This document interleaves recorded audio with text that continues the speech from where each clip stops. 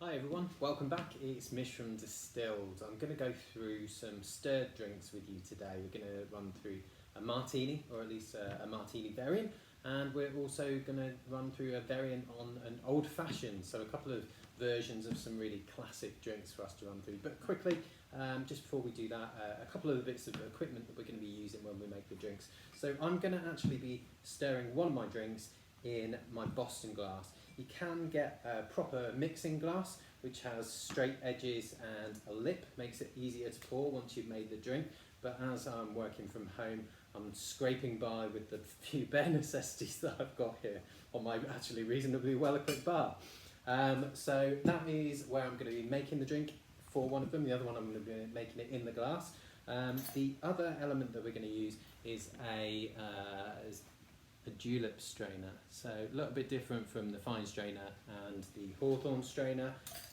The idea being that you just pop that in the glass after you've made the drink, holds the ice in place and strains the drink out nice and easy. So there we go. And then obviously the really important one, we're going to be using bar spoons, so nice long spoons, flat end, twisted along the middle like that. So we'll start off with our martini. So I've got a glass chilling ready for the drink. So we're going to make a gin martini, because why would you make a vodka martini?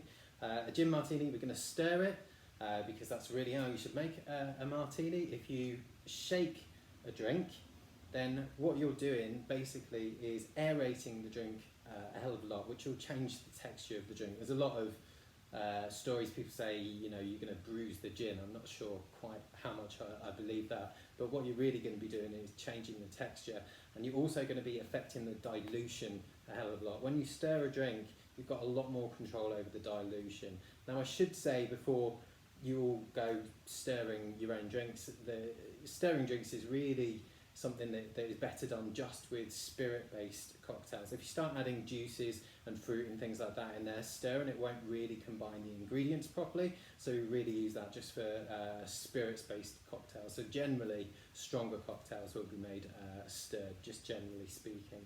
So the gin that I'm going to use, and I'll talk about why it's a variation in a second, is Death's Door. So Death's Door is a pretty great gin. You can go a few different ways when you're making a gin.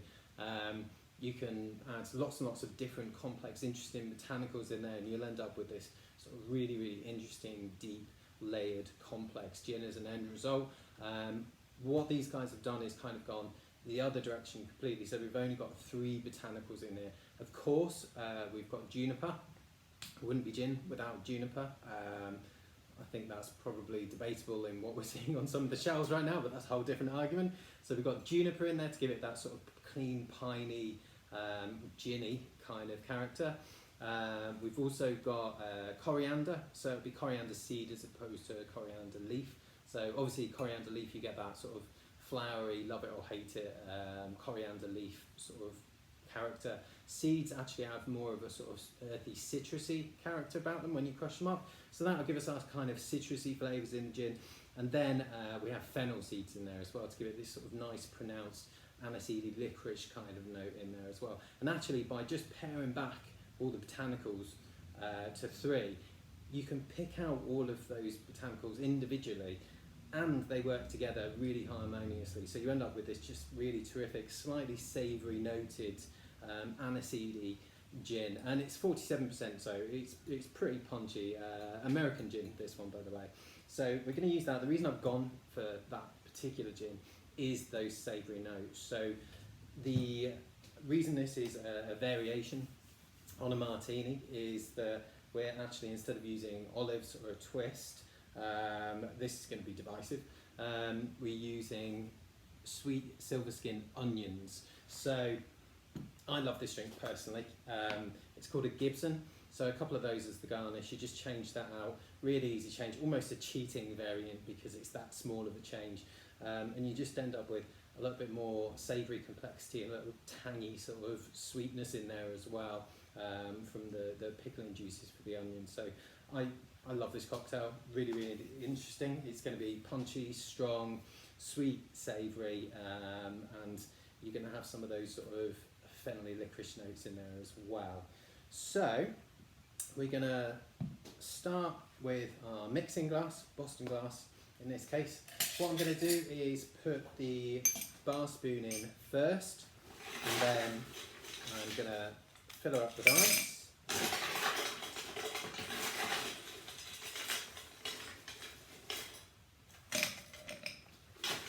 So, when you're making a martini, and I've got a little bit of vermouth in that measure just there, the more vermouth you add, the wetter your martini becomes. The less vermouth you add, the drier your martini is. You can completely skip the martini altogether if you want to. If you want to just skip the pretense of drinking neat gin and just get on with it, up to you. But that little bit of vermouth does add that little bit of character and complexity to it as well. So I'm just going to add a little splash just over the ice, and then we're going to go for 50 ml.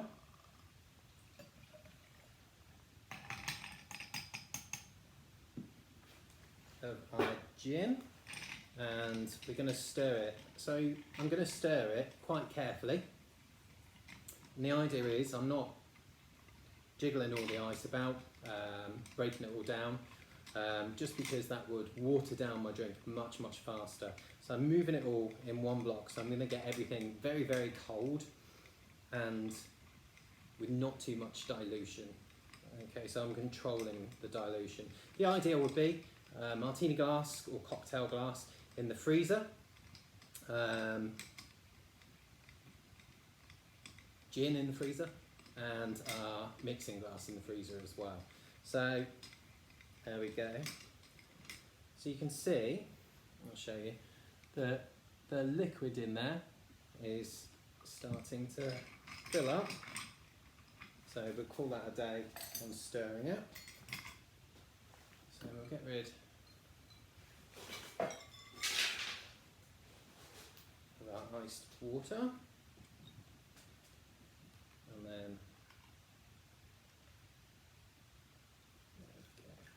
and again I've just left the spoon in the mixing glass there, just so that I don't particularly disturb the ice when I pull it out, just so again I don't break the ice down and water the drink down unnecessarily.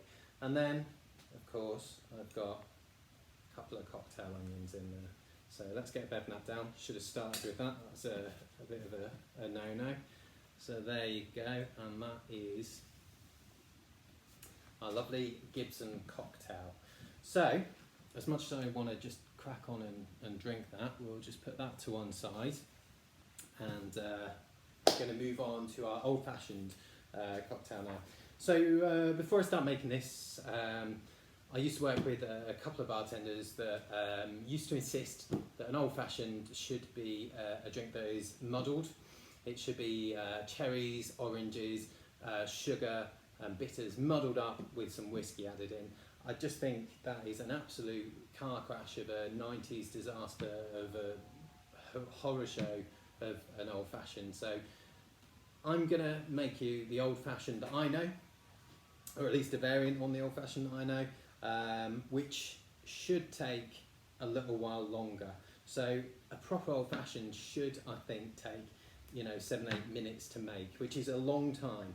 So if it's Monday through Wednesday, Thursday night in your bar, that's fantastic. You can stand in front of your guests, your bartenders, you can make those drinks, have interactions, get some tips, fantastic. If it's Friday, Saturday night, we all know that that's not realistic. So what you want to do is really batch up the cocktail as much as you can beforehand. That doesn't mean it has to be bad. That doesn't mean it has to be badly presented.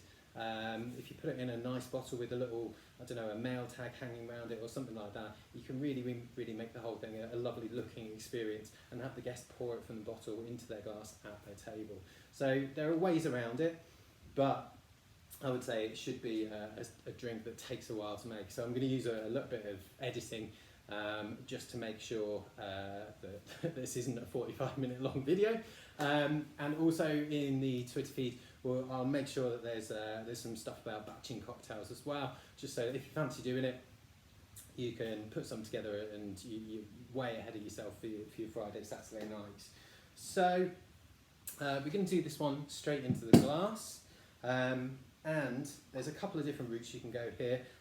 One thing that I've seen is a bevna on top of the glass, sugar cube, a couple of dashes of Angostura bitters, and then that is stirred into a little bit of water until it all dissolves. What I've actually done is made a Demerara sugar syrup. So it's Demerara sugar, boiling water, not very much boiling water either, so it's nice and thick. And I kind of put a sneaky little bit of salt in there as well. So you've got all these lovely, obviously caramelly coffee mocha kind of flavours, all sort of pulled back in with a little bit of salt just to balance it and really showcase all the flavours all together. So the reason it's a variant is I'm not going to use whiskey. As much as I love a proper whiskey old fashioned, I'm going to wheel out one of my favourites, which is Zacapa 23 rum. That's a Guatemalan rum, and that is made using the Solera system of aging. Rather than just stick it in a barrel, pop it in your cellar and age it for a few years, Solera system is younger and older blended rums. You're adding a little bit in the top barrel all the time, and those are feeding into barrels below, and those are feeding into barrels below. So that all takes a lot of time, and you'll end up with a rum that has some really old rums in there and some quite young rums in there as well, because you're just sort of gradually mixing it down through those barrels. I'll put something in the feed about Solera system aging as well, just because it's reasonably complex, but it's really interesting, and it gives you a lot of character and complexity in your rum as well. So lovely stuff, fantastic on its own, great with chocolate as well actually. So we're going to turn that one into an old fashioned. So I'm going to get my measure ready. I'm going to go with a large measure, being Friday. I'm going to just keep that off to one side, and I'm just going to add a couple of ice cubes, little dribble of the sugar syrup, dash of Angostura, and then a little splash of our rum. So I'm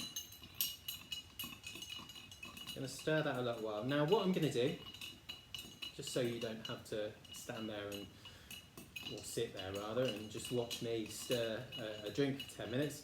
I'm going to keep adding ice, keep adding a little bit of sugar syrup every now and again, add probably another dash of Angostura bitters and my rum obviously, until I've built that drink up into a full drink, and all of those flavours have combined really nicely at the right kind of dilution as well. So I will speak to you in a moment. So I've been stirring that for a good while now, gradually adding the ingredients, and I'm going to give it a little bit of a taste just to make sure we are where we want to be. Oh, yeah. Right. So I'm just going to finish that off with a nice big orange zest. So I'm just going to use just an ordinary potato peeler for that. There we go. If you do it over the glass, then you get all those lovely orange oils in there as well. So I'm going to give that a little bit of a squish, and then obviously make sure your hands are washed. Pop that in there. So another element of garnish that you can add as well is a maraschino cherry. So what you've probably seen in the supermarket is something like that. So these guys aren't maraschino cherries, these are maraschino flavoured cherries, and you can see that sensation that you have right now of your retinas burning away. That's all the colourings added to those cherries. If you pay a little bit more money, what you end up with is proper maraschino cherries. So that is proper maraschino cherries just there. A little bit darker. The syrup that they're in you can use for all sorts. They are pricier, but my lord, they really are worth it. So I'm just going to drop one of those in there as well. This is sort of a slightly more optional element of the garnish for an old fashioned, but in this version of it, I quite like it. It ties a lot of the flavours together. So no straw in these because they're spirit cocktails, so they're quite strong. So that is your old fashioned, but a nice sort of rum version. So there we go. As I say, I'll post a couple of links in the feed around batching and Solera, because I just think they're really interesting things. But otherwise, happy Friday and good luck for tomorrow, guys. Cheers.